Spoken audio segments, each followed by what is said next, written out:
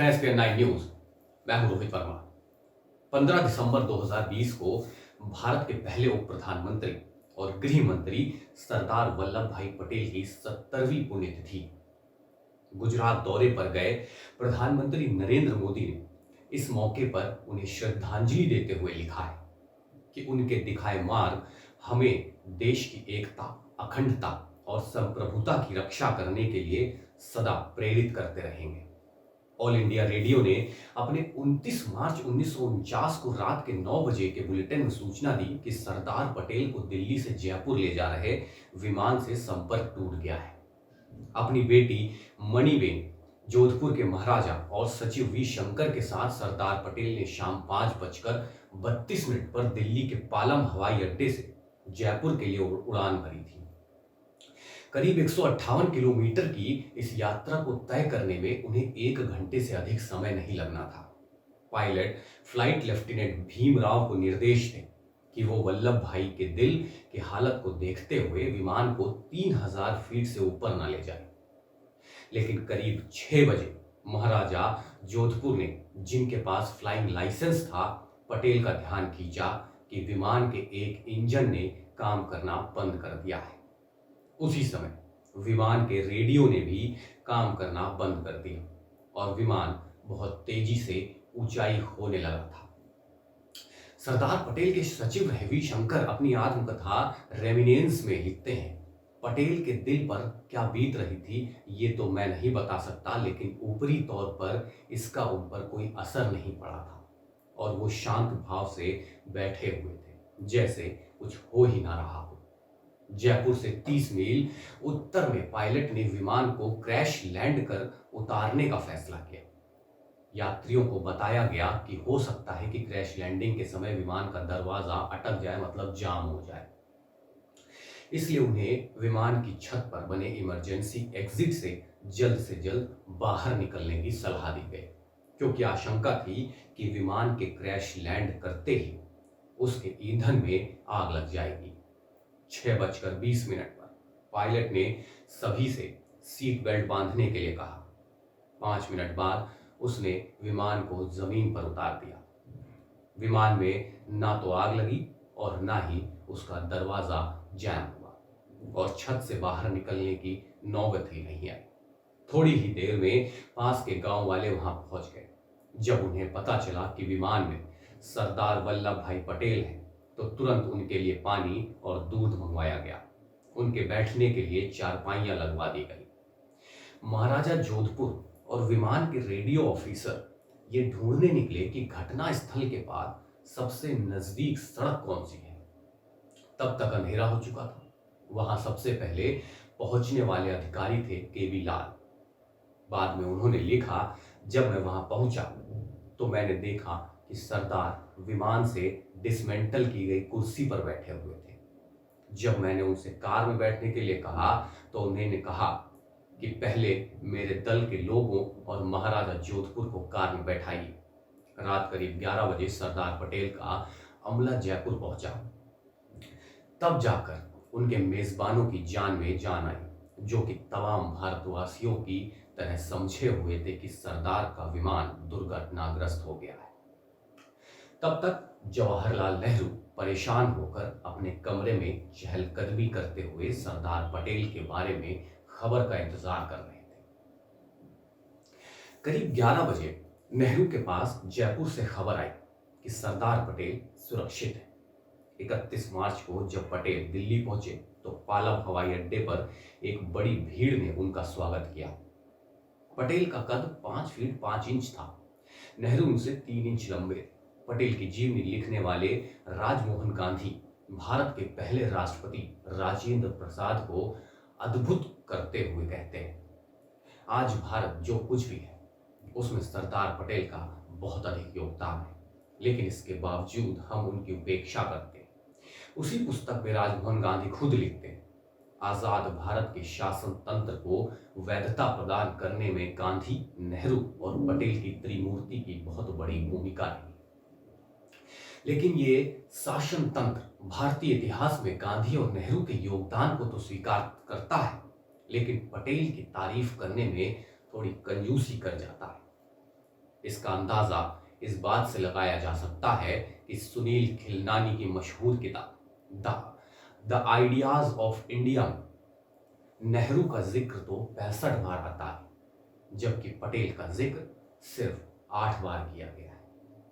इसी तरह रामचंद्र गुहा की पुस्तक इंडिया आफ्टर गांधी में पटेल के 48 बार जिक्र की तुलना में नेहरू का जिक्र 4 गुना अधिक यानी 185 बार आया है। पटेल के एक और जीवनीकार हिंडोल सेन गुप्ता उनकी जीवनी the man who saved India में लिखते हैं, गांधी की छवि एक अहिंसक, चरखा चलाने वाले और मानवीय भावनाओं से ओतप्रोत शख्स की रही है। नेहरू शेरवानी के बटन में लाल गुलाब लगाए चाचा नेहरू के रूप में उभरते हैं, जिन्हें किसी दूसरे शख्स की पत्नी से रोमांस करने में कोई गुरेज नहीं होता है। इनकी तुलना में सरदार पटेल के जीवन में कोई रोमांस नहीं। उनकी पत्नी का बहुत पहले देहांत हो गया था और उनके जीवन में किसी और महिला का जिक्र नहीं मिलता है। पटेल एक ऐसे शख्स हैं जो अपने बारे में और अपनी जरूरतों के बारे में बहुत कम बताते हैं।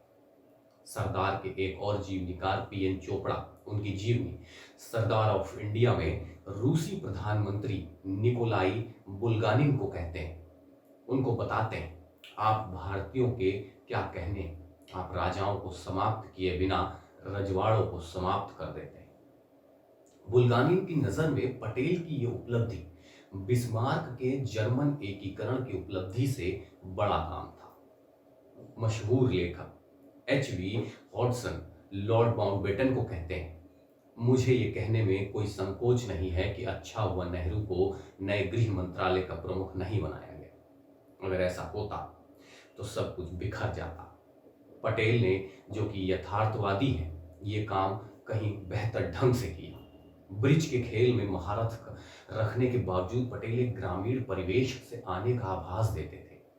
उनमें एक किसान जैसी जिद, रूखा संकोच और दरियादिली थी। दुर्गादास लॉर्ड माउंटबेटन को कहते हुए बताते हैं, पटेल के पैर हमेशा जमीन पर रहते थे, जबकि नेहरू के पैर हमेशा आसमान में।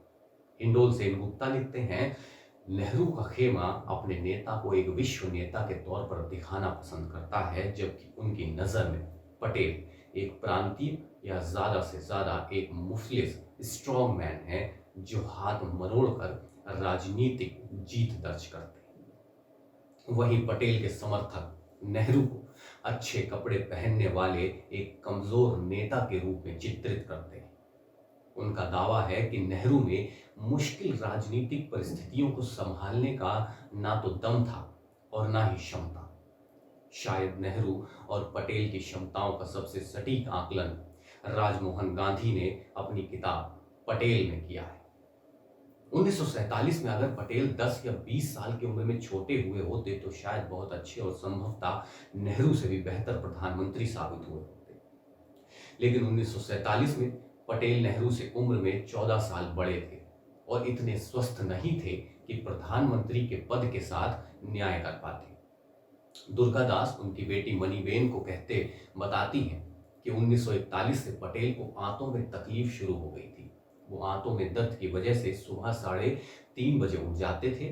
वो करीब 1 घंटा टॉयलेट में बिताते थे और फिर अपनी सुबह की सैर पर निकलते थे। मार्च 1948 में उनकी बीमारी के बाद उनके डॉक्टरों ने उनकी सुबह की वॉक पर भी रोक लगा दी थी और लोगों से उनका मिलना जुलना भी कम कर दिया था। राजमोहन गांधी अपनी किताब पटेल में लिखते हैं कि 12 दिसंबर 1950 को सरदार पटेल को वेलिंगटन हवाई पट्टी ले जाया गया, जहां भारतीय वायुसेना का डकोटा विमान उन्हें बंबई ले जाने के लिए तैयार खड़ा था। विमान की सीढ़ियों के पास राष्ट्रपति राजेंद्र प्रसाद, प्रधानमंत्री जवाहरलाल नेहरू, पूर्व गवर्नर जनरल सी राजगोपालाचारी और उद्योगपति घनश्याम दास बिरला खड़े थे। पटेल ने सबसे मुस्कुराकर विदा ली। 4.5 घंटे की उड़ान के बाद पटेल बंबई के जुहू हवाई अड्डे पर उतरे। हवाई अड्डे पर बंबई के पहले मंत्री मुख्यमंत्री बीजी खेर और मोरारजी देसाई ने उनका स्वागत किया। राजभवन की कार उन्हें बिरला हाउस ले गई, लेकिन उनकी हालत बिगड़ती चली गई। 15 दिसंबर 1950 की सुबह 3 बजे पटेल को दिल का दौरा पड़ा। और वे बेहोश हो गए। 4 घंटों बाद उन्हें थोड़ा होश आया। उन्होंने पानी मांगा। मणिबेन ने उन्हें गंगा जल में शहद मिलाकर चम्मच से पिलाया। 9:37 पर सरदार पटेल ने अंतिम सांस ली। दोपहर बाद नेहरू और राजगोपालाचारी दिल्ली से मुंबई पहुंचे। नेहरू को ना चाहने के बावजूद राष्ट्रपति राजेंद्र प्रसाद भी बंबई पहुंचे। बाद में के.एम. मुंशी ने अपनी किताब पिलग्रिमेज में लिखा, नेहरू का मानना था कि राष्ट्रपति को किसी कैबिनेट मंत्री की अंत्येष्टि में भाग नहीं लेना चाहिए। इससे गलत परंपरा शुरू हुई। बहरहाल अंतिम संस्कार के समय राजेंद्र प्रसाद, जवाहरलाल नेहरू और सी राजगोपालाचारी तीनों की आंखों में आंसू थे। राजा जी और राष्ट्रपति राजेंद्र प्रसाद ने पटेल की चिता के पास भाषण भी दिए।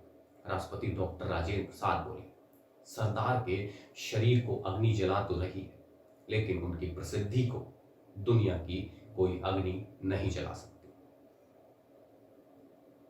अगर आपको ये वीडियो पसंद आया है तो इसे लाइक करें और कमेंट करके हमें जरूर बताएं। नमस्कार।